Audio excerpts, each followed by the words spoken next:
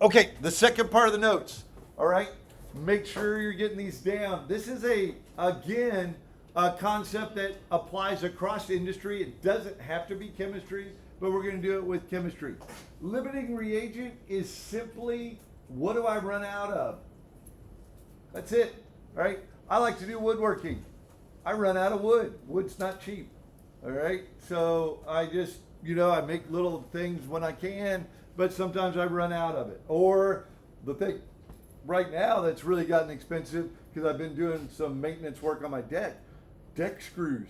Oh my gosh, they've gotten crazy expensive. They used to be like nothing, and now I'm sitting out there with a magnet trying to find every one of them if I drop one, because they're like gold.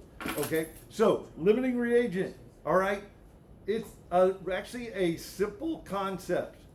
It's the material that gets completely used up in a chemical reaction. We talked about this a little bit the other day, right? Like, if I've got 50 pounds of flour and 4 eggs, which one am I going to run out of first if I'm trying to make pancakes?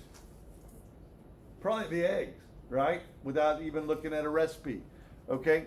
Generally. Now, be real careful. Sometimes what we think of as common sense, not so common, right? It's like, well, that's just obvious. Well, then when we do the math, it may not be what we think it is. So you have to do the math. Somebody last hour once explained this, said, well, if you're given 2, can't you just guess? You got a 50-50 chance. Nope. If you don't show the math, you don't get the points, okay?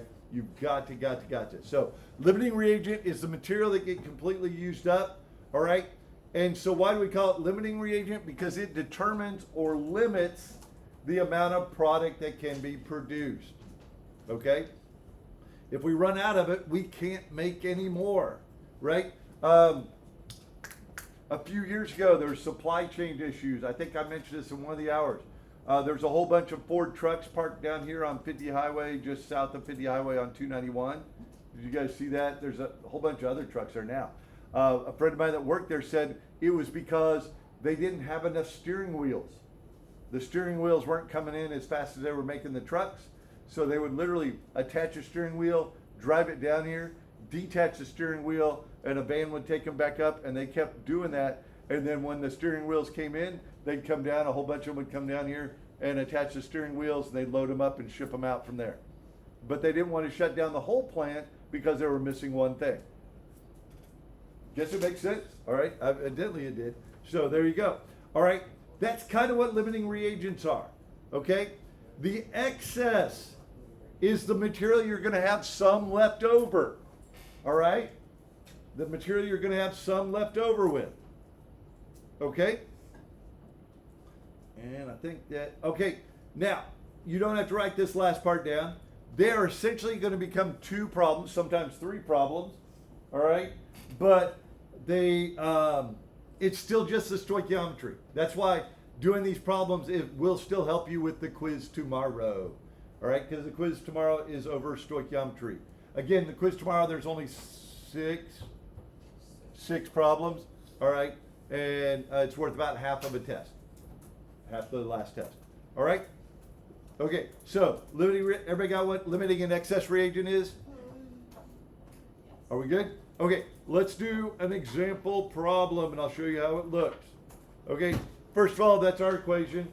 You don't have to necessarily write down the equation. Okay, all right, now, the way it will look is they're going to give us the amount of 2 reactants. So our given, I'm going to shift pens. I'm going to use brown, not because brown's pretty when you write with it, but it's because it's got a sharper point. So the given is 20 grams. Actually, that's not a bad brown. All right. 20 grams of aluminum and 40 grams of bromine, Br2. Okay? Kind of reminds me of like Reese's chocolates. All right, I like it now. Oh, it doesn't look as nice on the screen as it does on my paper. Okay, all right, what do we want? We want grams of AlBr3. grams of AlBr3. Okay, so this is what I mean. It becomes two problems because we have two givens. Are you with me? So we start with the first problem with 20 grams of aluminum, and we're going to solve these concurrently. All right, I'm going to scroll, okay? Is that good? And we're going to start the second problem with 40 grams of bromine. Okay? 20 grams of aluminum and 40 grams of bromine. What is the first step? Convert it to moles. Yep. All right. If I have grams on top, where's it go on the next step? Bottom. In this case, grams of aluminum. In this case, grams of Br2. Since it's aluminum, I can just look it up off the periodic table, and it's 27. For bromine, there's two of them. I'm going to go ahead and round it more. It's 80. 2 times 80 will be 160 grams for the bromine. Okay? Bromine's a heavier element than aluminum. All right? And what goes on top? 1 mole, right? 1 mole on this step. So 1 mole Br2 and 1 mole Al. Okay? This is step 1 for both of these. What's step 2? Mole to mole ratio. All right, if I have moles Br2 here, where's it going to go on the next step? Bottom. All right, if I go back, how many moles of Br2? 3. And moles of aluminum on top here, where's it going to go on the next step? Bottom.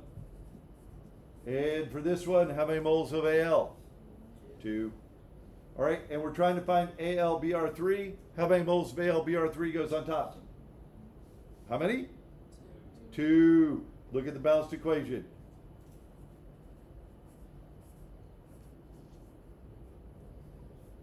Okay? Now, the nice thing about this last step is it's the same for both of them.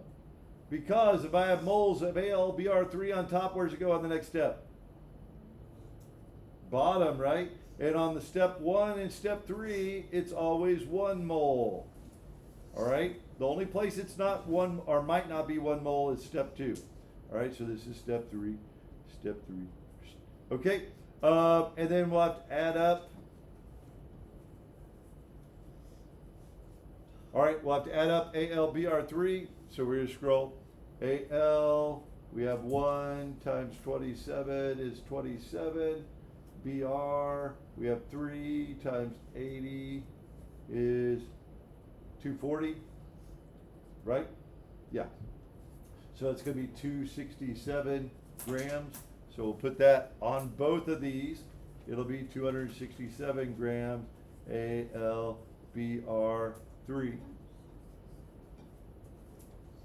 This is why I like to do them concurrently, because they're the same number and I don't have to redo it. Okay? Now, grams of Al will cancel. Moles of Al will cancel. Moles AlBr3 is canceled. I'm left with grams of AlBr3. On the bottom one, grams of Br cancel. Moles of Br cancel. Moles AlBr3 cancel. I'm left with grams of AlBr3. Everybody with me? Now we math. Okay? So on the top, the bottom of the top is going to be 54. The top of the top, I'm going to have to use my calculator. All right? Because it's going to be 2 times 20, which is 40, times 267 equals 10,680 up there. All right, let's do the bottom. 160 times 3 is going to be 480 on the bottom. And then 40 times 2 times 267 equals 21,360. All right, that's the top of the bottom and the bottom of the bottom. All right, so I'll divide this out. For Al, Al will produce, so I go 10,680 divided by 54. The Al I started with could produce 198 grams AlBr3. Okay, the Br2 I started with could produce 21,360 divided by 480 44.5 grams AlBr3. Okay, so which one is the most I can produce?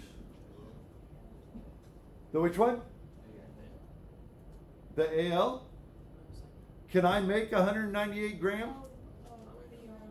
No, from the Br2. The most I can make is the least, because after I get to 44.5 grams, it doesn't matter how much aluminum I have, I'm out of Br2.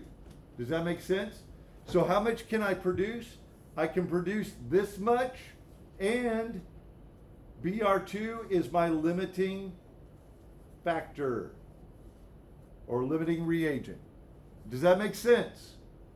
I've ran out of it. I can't make any more. Well, what if I bring in 20 kilograms of aluminum? I don't care. I have no more bromine. Does that make sense?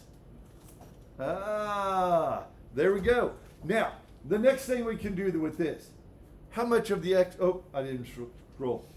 How much of the excess is left over? All right. There's a couple ways we can do this. All right. The easiest, without having to learn something new, is to start with the bromine we had and solve for the aluminum used and subtract. Okay? What? It's just another stoichiometry. But we've got all our data here. We don't even have to think, right? Because we can start out exactly like we did here. Okay? So let me show you. You want to see it? Yes. Okay, good. All right. So we start with the 40 grams of Br2. First step is to convert it to moles, all right, which we already did. 160 grams Br2 to 1 mole Br2. And then we're going to convert it in our mole to mole step. So it's still 3 moles Br2 on the bottom. But instead of going to AlBr3, we're going to go to moles of Al. And from our balanced equation, it's 2 moles of Al. All right, so 2 moles Al go on top. And then convert that to grams, 1 mole Al on the bottom, and the 27 grams of Al, which we already had from our first step here, right? So we can just grab it. We can cancel our grams, cancel our moles, cancel our moles. I know I'm going fast, all right? So we go 40 times 2 times 27 on top and get 2160 on the bottom, 480, okay? So 2160 divided by 480, and that's going to equal 4.5 grams of Al used. So how do I find out how much is left over? If I use this much, how do I find out how much is left over? Subtract. Good job, guys. All right, how much did I have to start with? 20, right? So 20 grams Al minus 4.5 grams Al gives me 19.5 grams of Al left over. Or not 19.5, 15.5, sorry. 15.5 grams of Al left over. All right? And if I wanted to be a jerk, I could go ahead and say, hey, well, how much more Br do I need to, I'm not going to do that, but you could. You see how this, I mean, these just lead to more and more questions. All right? Okay. I'm going to pause, I'm going to stop this video and save it, and that way we got both types of problems.